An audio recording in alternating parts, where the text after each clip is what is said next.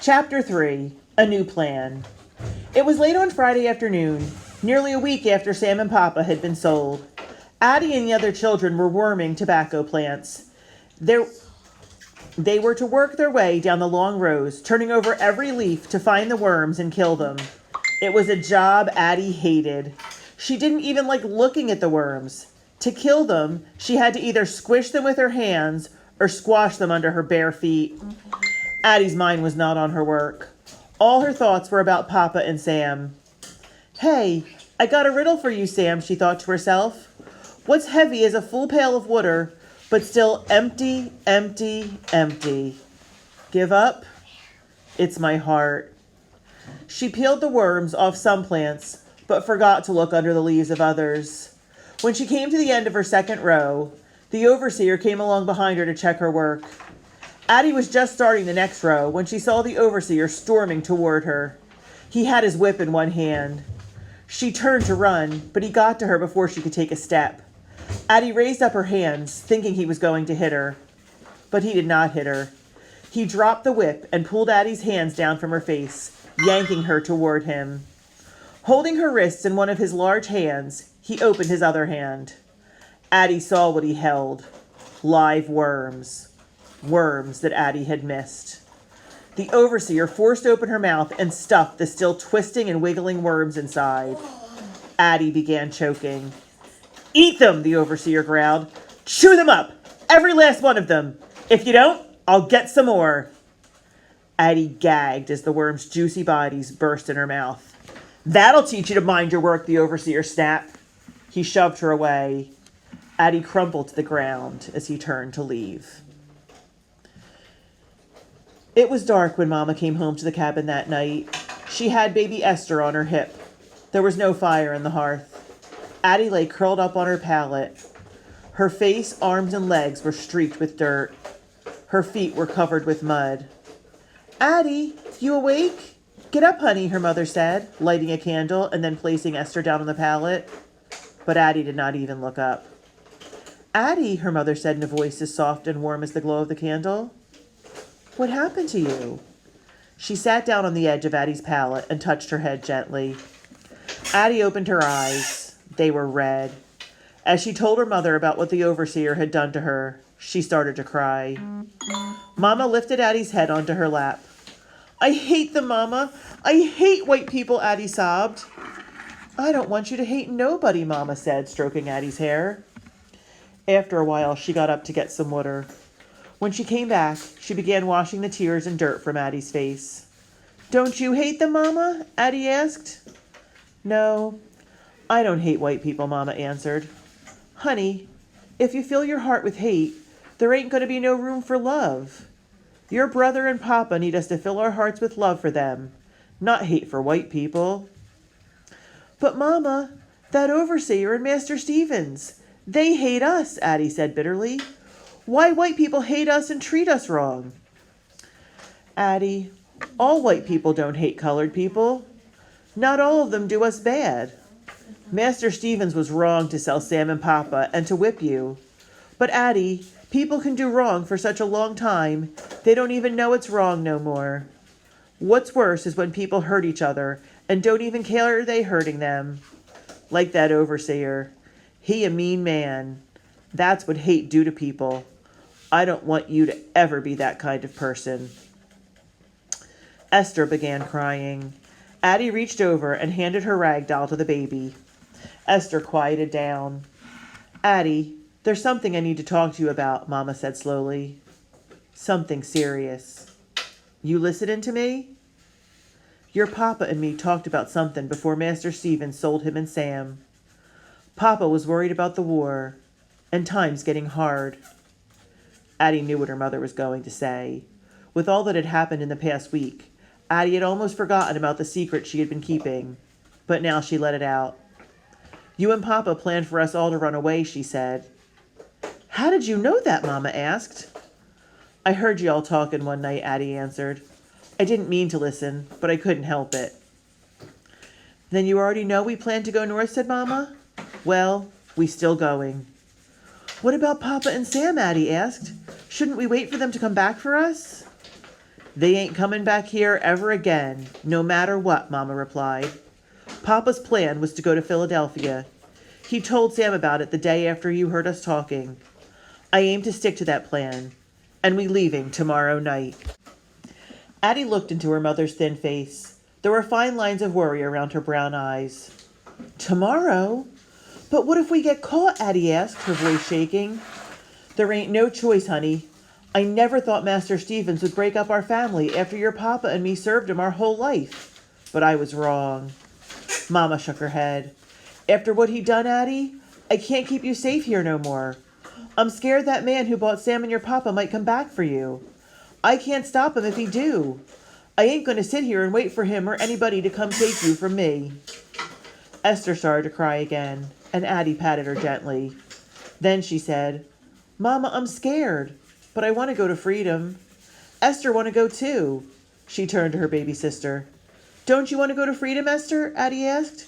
Don't you want to go find Papa and Sam in Philadelphia?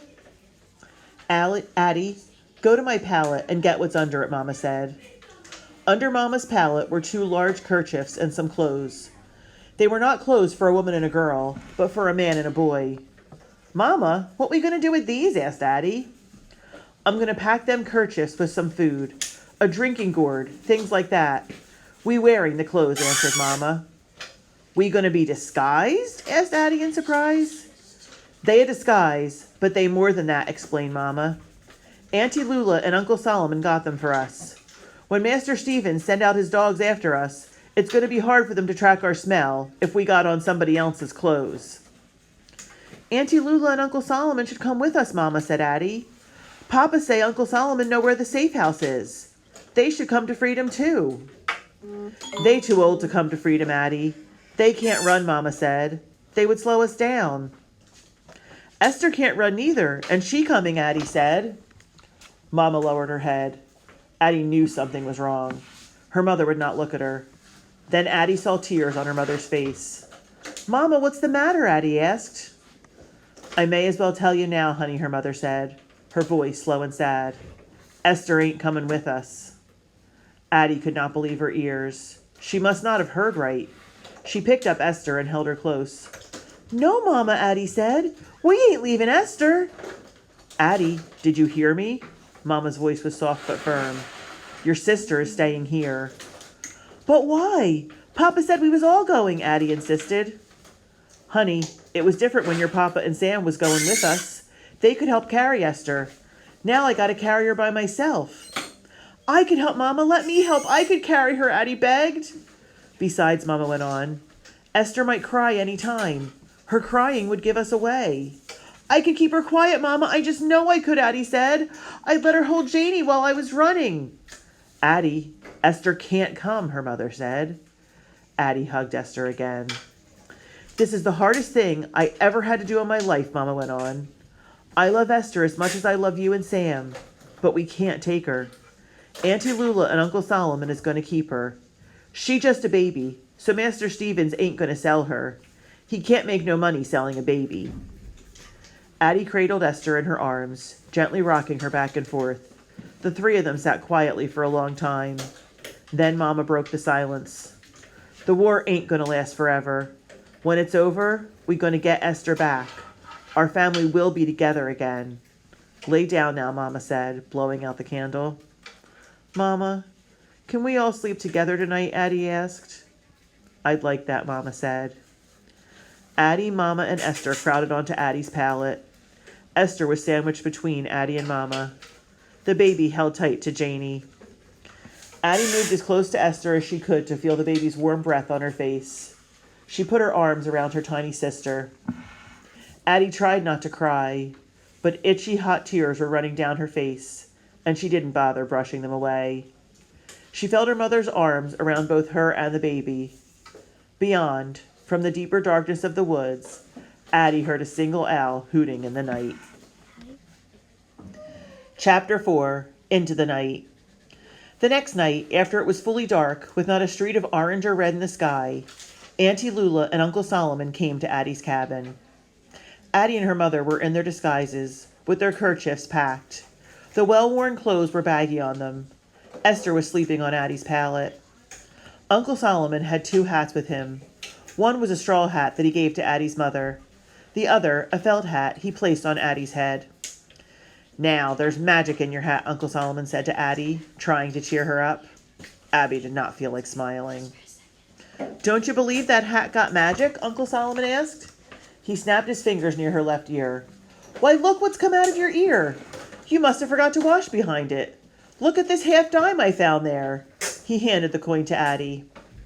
Addy reached behind her ear. "How'd you do that?" she asked. "Shh," Uncle Solomon said. "It's magic. You hold on to that half-dime. You gonna need it where you going. Freedom cost, you hear me? Freedom's got its cost." "Come on, Solomon. They ain't got all night," Auntie Lula said. "Look here, I got some food and things for you," she said, handing Addy's mother a small sack. Addy's mother put the sack into her kerchief, and then she bent down to pick up Esther. Esther woke and began to fuss. Addy watched Mama as she hugged the baby hard and kissed her over and over. She searched Mama's face for tears, but there weren't any. Not on the outside, at least. Addy kissed Esther, too, and stroked her head. "Don't worry, Esther. We coming back for you," she whispered softly as she handed her rag doll to the baby. "You hold on to Janie until I see you again," Addy said. Then her mother gave Esther to Auntie Lula. "We gonna take good care of Esther. Don't worry," Auntie Lula said, looking into the baby's eyes as she held her. "She gonna be right here when you come back for her." Uncle Solomon gave Addy and Mama some final advice. "Go as fast as you can at night and hide during the day. Every time you see water, go through it. A creek, a river, I don't care if it ain't nothing but a puddle. Go through it. That way you won't hardly leave no scent for the dogs to pick up on. And watch out for them Confederate soldiers. They dressed up in gray uniforms. They can be mean as snakes, and if they catch you, they gonna bring you back to slavery." "God be with you," Auntie Lula said, as Addy and her mother turned to leave the little cabin. Esther began to cry as they slipped out into the damp, warm night and ran into the woods. Addy looked back to catch a final glimpse of her baby sister, but tears blurred her sight. The full moon shone in the eastern sky, looking like a half-dime shining in the bottom of a well.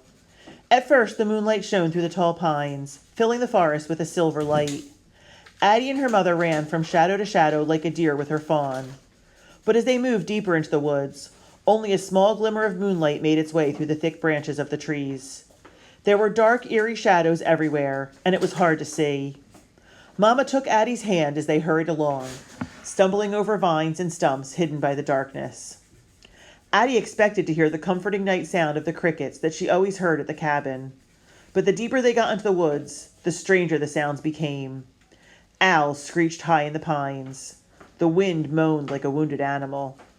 Branches from saplings reached out for her, stinging her face as they slapped against her.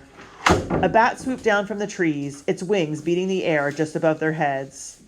Suddenly, a dark form stirred in the bushes ahead, moving toward them. Addy screamed and froze. Mama jerked to a stop and clamped her hand over Addy's mouth. "Hush up," her mother whispered sharply. "You can't holler out."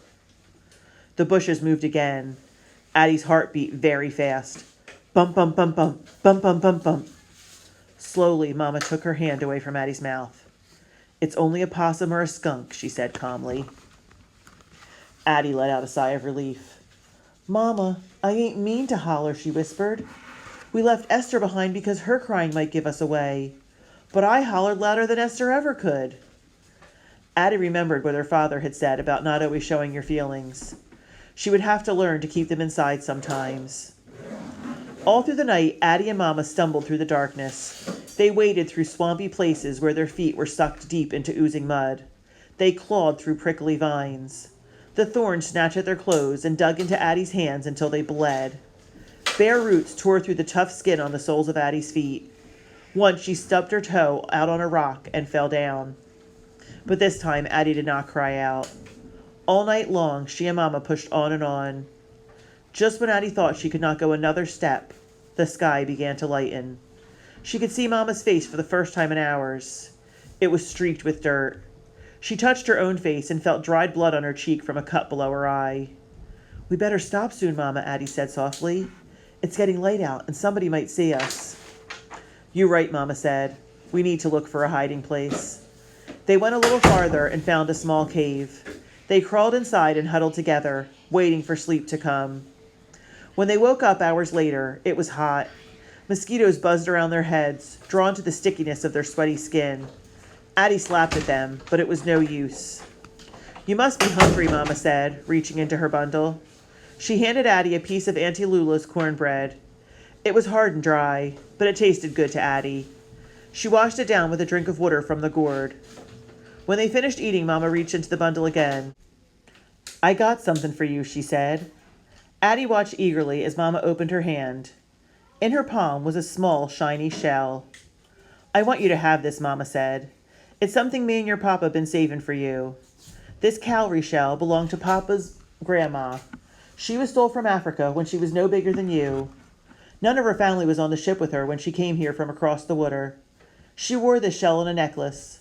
Your papa was going to give it to you when you was older, but I think you should have it now, Addy. Your great-grandma's name was a Duke. That name got a meaning where she come from. It means much loved. I saved her name for you, Addy." Addy was silent for a moment. Then she looked into her mother's gentle brown eyes.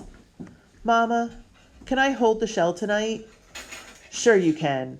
I got something special to put it on," her mother said, pulling a leather string out of her bundle.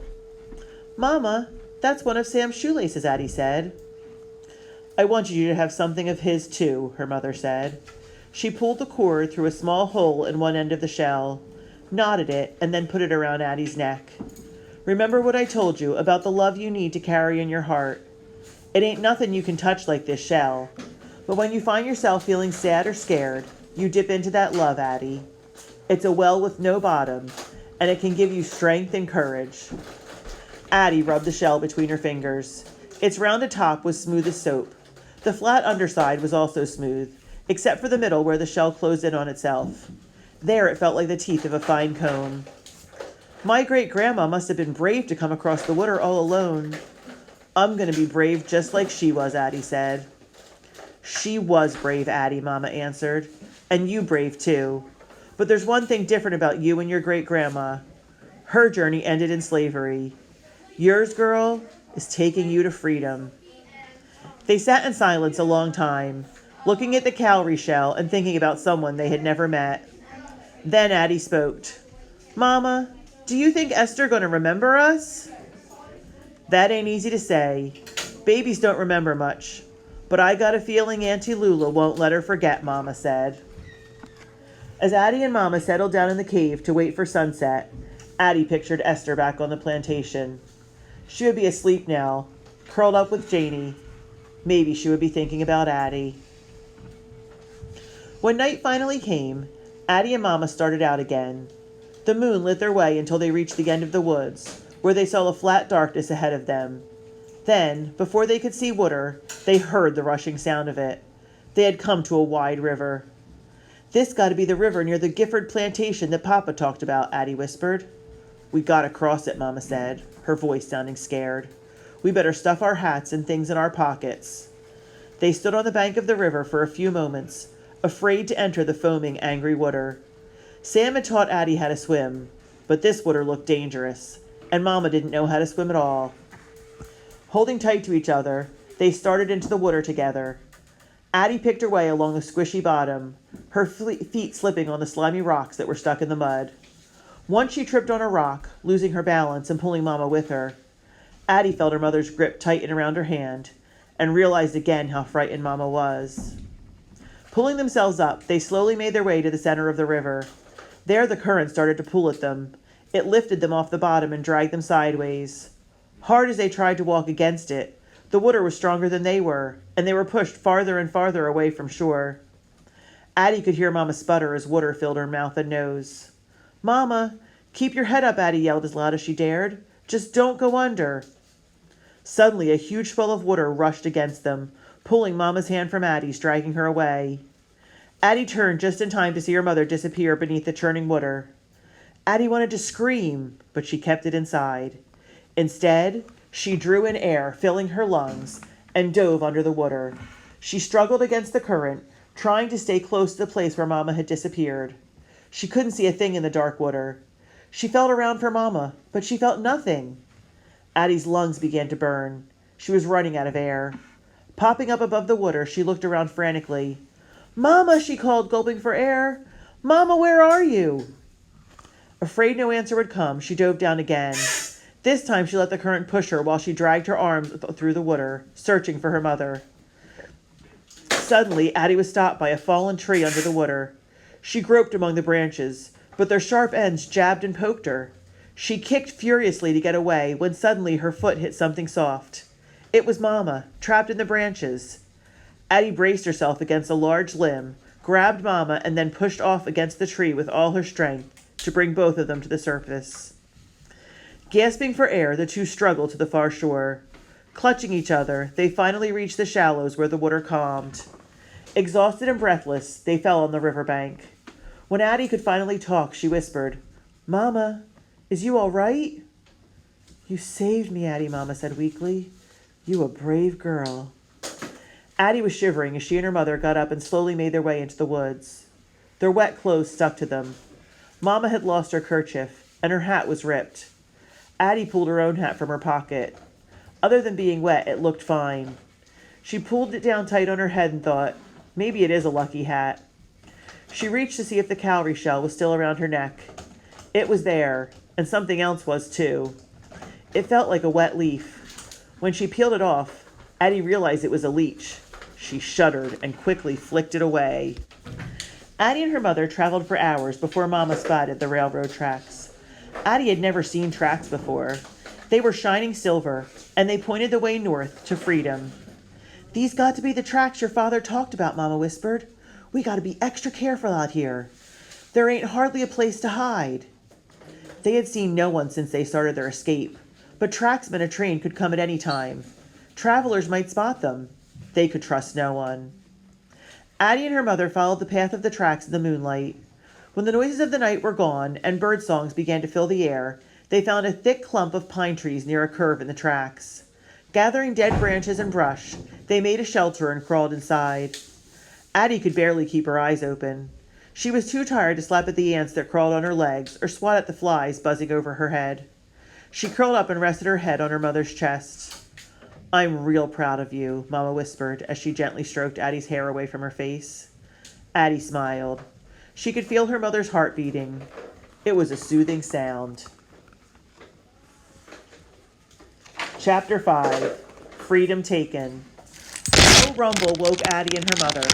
Addy thought it sounded like thunder. Then a light appeared far in the distance. Addy could see it moving toward her, getting bigger and bigger. It looked as if the moon had fallen from the sky and was rolling through the tops of the trees. Safe in the darkness, Addy and her mother crept out of their shelter just in time to see something Addy had only heard about. A train! She could make out its shape charging through the darkness. The engine was spitting red sparks, and a ribbon of smoke ran along the length of the train. As it passed along a curve in the tracks, Addy watched its rear light disappear into the distance. But instead of moving away in a straight line, the train turned to the right. Addy was puzzled. Then she understood. The train had turned onto a set of tracks she could not even see yet. "Mama, we hear," Addy said, a little too loudly. She lowered her voice. The safe house had to be near the place where the train turned. "We did it! We made it, Mama!" Addy threw her arms around Mama. "I think you're right," Mama said. "Let's go." Addy and her mother ran hand in hand toward the place where the train had turned. "We safe now," Addy exclaimed. "We going to Philadelphia." "We ain't there yet," Mama said sharply. "Hush now." "We going to see Sam and Papa," Addy went on. "Then we come back for Esther, and the whole family be together again." Addy pictured them all in Philadelphia, living in a beautiful house. "Freedom ain't that easy, girl," warned Mama. "Don't get your hopes too high." But Addy didn't hear her. Spurred on by her thoughts of Philadelphia, she moved faster and faster, pulling away from Mama. Running fast, she felt the cowrie shell beat against her chest. She was going to freedom. It was a long way to the place where the train had turned, but Addy was still running when she saw a small light. It looked like the glow of a lantern. Addy thought it must be in the window of the safe house. She raced toward it, her mother far behind. It was not until she was closer that she saw she was wrong. She stopped suddenly. The light was from a small campfire in a clearing near the tracks. A group of men were gathered around it. Addy could see them lying on the ground, sleeping. She was about to turn and run back the other way when she heard a gruff voice call out, "Who's there?" Addy turned. She could see the face of a white man in the light of the fire. He had on a gray jacket and gray pants. He was a Confederate soldier, and he was staring right at her. "Oh, it's you, boy. Bring me some water," the soldier said. Although Addy knew he was looking right at her, she didn't think he was talking to her. He was talking to some boy. But what boy? Just then, Addy remembered the disguise. She was the boy. Desperately, Addy looked around. Then she saw a bucket of water. To get to it, she had to walk right through the soldiers' camp. She saw another soldier on the ground stir. He rolled over. What if they all woke up and captured her? Addy lowered her head, touched the cowrie shell briefly, and began to move. Inside, she was shaking, but on the outside, she was walking straight and strong past the sleeping soldiers. She picked up the bucket and brought it to the soldier. "Train scare you, did it, boy?" the soldier asked. Addy kept her head down and nodded. "You'll get used to it after a while. Get on back to sleep," the soldier said. Addy wanted to rush back into the woods, but she knew she couldn't. She acted as though she belonged in the camp. She walked to the edge of the clearing and lay down. The soldier lay down too, and Addy waited a few minutes until she could hear him snoring. Then, as quietly as she could, Addy crept away from the soldiers and into the woods. "I gotta warn Mama," Addy thought. Just when she had gotten far enough away from the camp to start running, someone reached out and grabbed her. It was Mama. She pulled Addy so close to her that Addy could feel the shell press between them. Addy held Mama for a long moment, and then Mama led her away. When they were far from the camp, Mama spoke at last. "I was watching you with them soldiers, Addy, and I was holding my breath the whole time. But you did it, girl. You kept your feelings inside this time. Your papa would be proud of you." They walked farther along the tracks until they came to the place where two sets of tracks met and formed a silvery cross. A house stood just beyond the cross up on a little hill. It was white with red shutters. Papa had been right. To Addy, it seemed that the house was just waiting for them. They did not have to run to it. They only had to walk and knock on the door where freedom was. It would open to them. Addy and her mother crouched in the shadows, staring at the white house. There was no light from inside. "Why are we waiting?" Addy whispered. "I don't know if it's safe," her mother said. "There might be more of them soldiers around." "It's got to be safe," Addy said. "It's a safe house." "Addy, it ain't that simple," Mama said. "Your papa said a white woman lived there. Them soldiers might be coming in and out of there. I don't trust them." "But Mama, we gotta trust the white woman. If we don't, where are we going to go?" Addy asked. Without answering, Mama took a deep breath and stood, pulling Addy up with her. They slipped out of the shadows and walked to the house. Mama tapped lightly on the door. No answer came. She tapped again, and still there was no answer. Addy looked at her mother's face. It was calm and still. At last, a light glowed in the house. Through a small window, Addy could see the light of a candle move through the dark house. She heard the door being unlatched on the other side. It opened, and an old woman not much taller than Addy stood before them. Her face shone in the light of the candle. "Miss Caroline, can you help us?" Addy asked. Addy saw the woman's face twist into an angry scowl. "I thought I told you not to come here, boy. Go back and tell those soldiers I won't help them," Miss Caroline said. She started to shut the door. Addy stuck her foot in the door to keep it from closing. "We ain't with them soldiers, ma'am," Addy said quickly. "And I ain't no boy." Addy pulled her hat off, revealing her braids. "Me and my mama running away to freedom. Can you help us?" Addy saw the look on the woman's face soften. All the anger washed from it. "Come in," Miss Caroline said. "Please come in." Addy and her mother stepped inside. The woman quickly closed the door behind them and led them to the kitchen. "My, oh my," Miss Caroline said. "Those are some fine disguises. I thought you were with those Confederate soldiers. They got here yesterday and sent a boy right over here to ask me for food. But I didn't give them one crumb. I don't cotton to those rebels. You must be tired and hungry. I don't have much and nothing fancy, but you're welcome to it. Sit down and I'll start a fire." Addy and her mother sat watching the woman work. She seemed to be everywhere, starting the fire, dragging a tin tub next to it, heating a large pot of water, putting plates on a small table. "Let us help," Mama said. "No, you sit and rest. I know you must be tired," Miss Caroline said. "Who sent you here?" "Uncle Solomon," Addy's mother said. "We trying to get to Philadelphia." "Oh, Solomon," the woman sighed. "I've known him for over 50 years, since we were both children on farms that were next to each other." She served Addy and her mother some rice and boiled greens. Addy felt safe in this small, warm home. While Addy and Mama ate, Miss Caroline left the kitchen. When she returned, she had a bundle of clothes in her arms. These are clothes I save for runaways. After your bath, you can find something that fits. You can rest here tonight. Then I'll take you to the coast. You can get a ship to Philadelphia from there. We have to leave before sunup, before those soldiers wake in the morning and come back here." "Thank you so much, ma'am," Addie's mother said. "I wish I could do something for you." Addie went to her bundle and untied it. She took out the half-dime Uncle Solomon had given her and held it out to the woman. "Oh, I don't want money," Miss Caroline said, "and I don't want you to do anything for me. There's no need to thank me. You both are so brave to escape and come so far. It's thanks enough to know I'm helping you have a new life." Addie and her mother took long, hot baths. The dirt from their journey melted off them in the warm water. That night, for the first time in their lives, Addie and Mama slept on a real mattress, not one full of itchy corn husks. Addie tried to stay awake so she could think about how good it felt to be clean and safe, but she was too tired. She fell asleep in Mama's arms. Before the sun came up, Addie, Mama, and Miss Caroline got ready to leave the small white house with red shutters. Mama was dressed in a brown dress, Addie in a pink one. Addie loved her dress with its wiggly white stripes and white buttons running down the front. It was prettier than any she had imagined when she dreamed about freedom. Miss Caroline had found a pair of drawers and a straw bonnet that just fit Addie. After Addie tied the ribbon of the hat under her chin, she stood straight and tall for her mother to see. "How I look, Mama?" Addie asked. Mama's eyes filled with tears. "I wish your papa could see you now, child." Outside, Miss Caroline hid Addie and her mother in the back of her wagon and covered them with some old sacks. The wagon rocked gently as it pulled away from the safe house. Addie lay close to her mother. She reached to her neck and felt for the shell. Holding it tightly, Addie thought of Esther, Sam, Papa, and even her great-grandma, who had come across the water alone. They were with her, all of them. With the deep well of love in her heart, she could feel them with her. "Mama, we done it," Addie said softly. "Just like Papa said. We took our freedom."